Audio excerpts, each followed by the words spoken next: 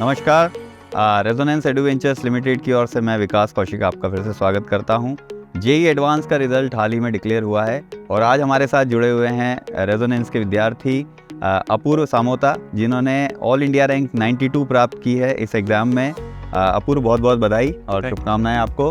अपूर्व ने इससे पहले रेजोनेंस के साथ क्लास 7 से जुड़े थे और इससे पहले इन्होंने NTSC का एग्ज़ाम भी क्लियर किया, NTSC स्कॉलर बने।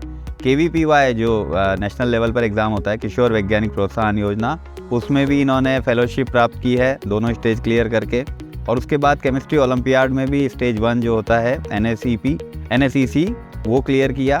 और उसके बाद जेई मेन में भी ऑल इंडिया रैंक 39 प्राप्त की और फाइनली जेई एडवांस में 92 रैंक प्राप्त करके अब ये देश के सर्वोच्च कॉलेजेस जो जाने जाते हैं इंजीनियरिंग के लिए IITs में प्रवेश लेने वाले हैं। तो अपूर्व, पहले तो आपको बहुत बहुत बधाई और शुभकामनाएं। थोड़ा सा अपने बैकग्राउंड के बारे में बताएं, अपनी फैमिली के बारे में। क्या आपकी फैमिली में पहले कोई IITian रहे हैं? मेरी फैमिली में मेरी दादी, मम्मी पापा और मेरे बड़े भैया और मैं। तो मेरे पापा तो IT कंपनी में जॉब करते हैं, मेरी मम्मी एक गवर्नमेंट टीचर हैं। तो एक्चुअली मैं सेकंड और भैया 7th क्लास में थे। तो तब हमें एक रिलेटिव ने रेजोनेंस के बारे में बताया था, तो तब भैया ने ज्वाइन किया। तो तब से मेरे में एक क्यूरियोसिटी होती थी कि जब भैया मॉड्यूल सॉल्व करते थे या टेस्ट देते थे तो मुझे भी इंटरेस्ट आता था।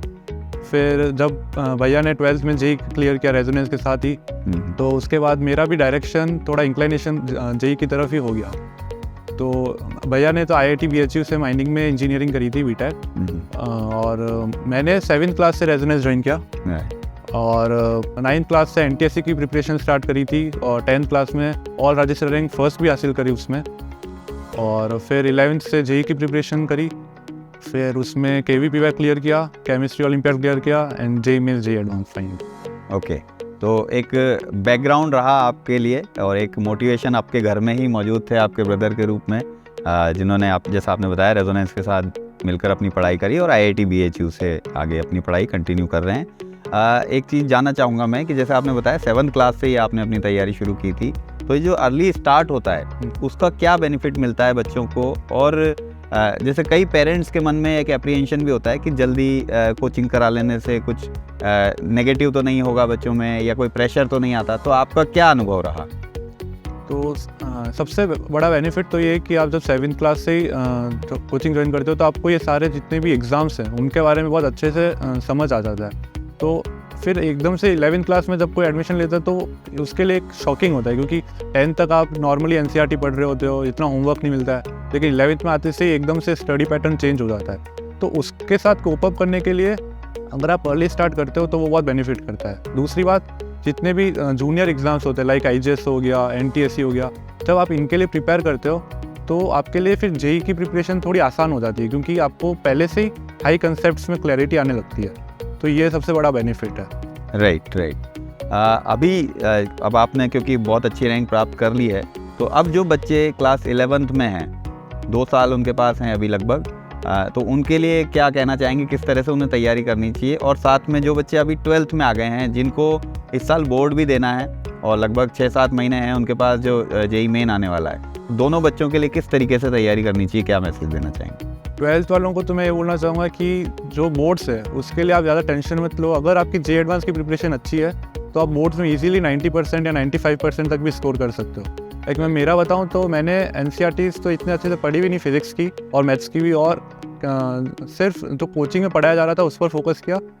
एंड लास्ट का जो भी बोर्ड से जस्ट 1-2 हफ्ते पहले होते हैं, तब इंग्लिश और फिजिकल एजुकेशन पढ़ के अच्छे से आप स्कोर कर सकते हो।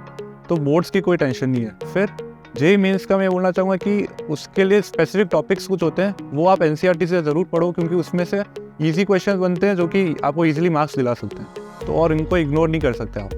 और जेई एडवांस के लिए मैं बोलूँगा कि प्रॉब्लम सॉल्विंग पर ज़्यादा फोकस करो, क्योंकि उसमें कंसेप्चुअल क्लैरिटी तो होनी चाहिए, लेकिन डिफरेंट वेराइटीज ऑफ प्रॉब्लम से भी आपको एक्सपोज होना पड़ेगा, ताकि वहाँ पे आपको एकदम से कोई नया क्वेश्चन है तो आप इजीली बिना ज़्यादा टाइम स्पेंड करे आप उसको कर सको। जो जस्ट 11th में आए उनको मैं बोलना चाहूँगा कि स्टार्टिंग से आप एक मोमेंटम बिल्ड अप करके रखो, क्योंकि तो क्या होता है कि बहुत बच्चे स्टार्टिंग में थोड़ा इजी गोइंग लगता है उनको, तो वो कभी और होमवर्क छोड़ देते हैं, उनको लगता है कि बाद में कर लेंगे।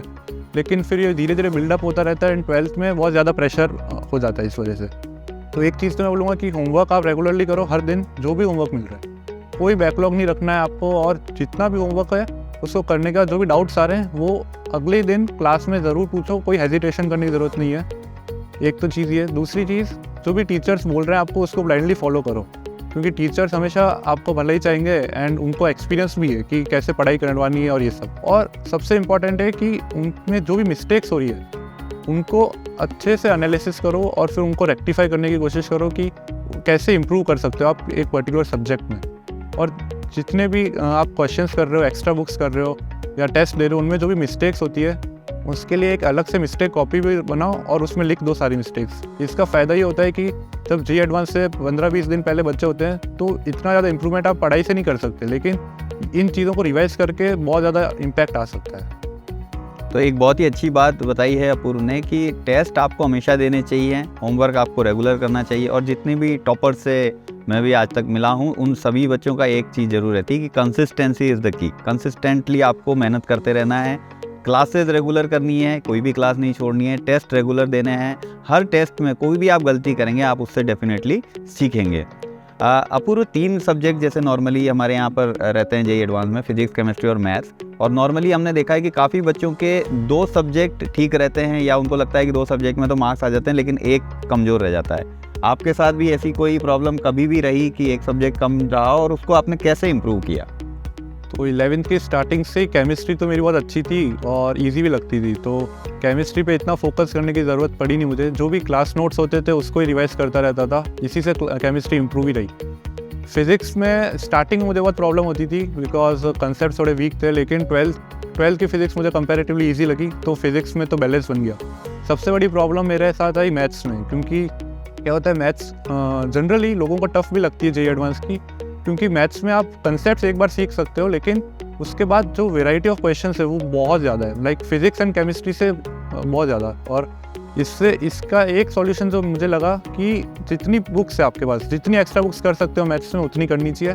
और जैसे मैंने ब्लैक बुक करी, ए दास गुप्ता करी, समीर बंसल करी, येलो बुक करी, खूब सारी है। और कोचिंग का मटीरियल भी अच्छे से, जो भी क्वेश्चन आपको टफ लगते हैं उसको आप स्टार मार्क करके रखो और फिर रेगुलर बेसिस पे उनको रिवाइज करते रहो, ताकि ऐसा एग्जैक्ट क्वेश्चन अगर स्टैंडर्ड क्वेश्चन कभी आ जाए तो आप जल्दी से कर पाओ। तो आपने सुना कि कोई भी सब्जेक्ट अगर आपका थोड़ा सा भी वीक है तो आपको उसको मल्टीपल टाइम प्रैक्टिस करना चाहिए, ज़्यादा से ज़्यादा प्रैक्टिस करना चाहिए। प्रैक्टिस इज़ द ओनली की टू सक्सेस। आप लगातार ज़्यादा से ज़्यादा प्रैक्टिस करते रहें। अंत में एक सवाल और पूछना चाहूँगा अपूर्व कि एग्ज़ाम में जब आप जाते हैं तो हमेशा हर स्टूडेंट के दिमाग में थोड़ी सी नर्वसनेस ज़रूर रहती है कि एग्ज़ाम में कैसा पेपर आएगा, क्या होगा। तो आपके मन में क्या चल रहा था जब आप एग्ज़ाम देने गए, दोनों ही एग्ज़ाम, मेन और एग्ज़ाम, और जो भी नर्वसनेस थी उससे आपने किस तरीके से उसका सामना किया?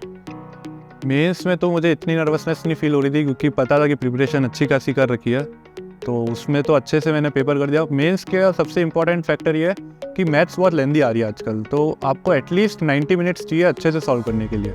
तो आप ट्राई करो कि फिजिक्स आप अराउंड 40 मिनट्स एंड केमिस्ट्री भी अराउंड 30 to 40 मिनट्स में कंप्लीट कर सको, ताकि मैथ्स में जितना भी टाइम है वो आप दे सको। एडवांस में मैं बोलूँगा कि पहले से आपको एक स्ट्रैटेजी बिल्डअप करके रखनी चाहिए 2 साल तक, और उसको बार बार टेस्ट करते रहो। हर जो भी मॉक टेस्ट दे रहे हो कि कौन सी स्ट्रैटेजी बेस्ट है। लाइक मेरा बताऊँ तो मैं पहले केमिस्ट्री करता था, फिर फिजिक्स, फिर मैथ्स, फिर फिजिक्स।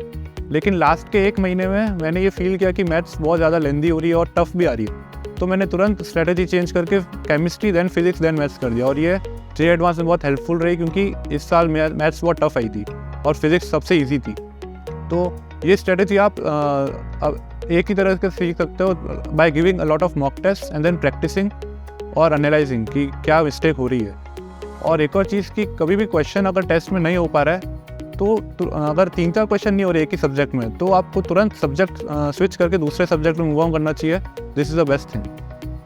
तो जैसा कि आप सभी बच्चों आपने सुना कि अपूर्व सामोता जो हमारे साथ इस समय जुड़े हुए हैं, ऑल इंडिया रैंक 92 जिनकी जेईई एडवांस 2023 में रही है, काफ़ी सारे टिप्स दिए अपूर्व ने, आप सभी बच्चों के लिए काफ़ी कारगर साबित होंगे। Apurva, thanks a lot for talking to us and all the best for your future. Thank you.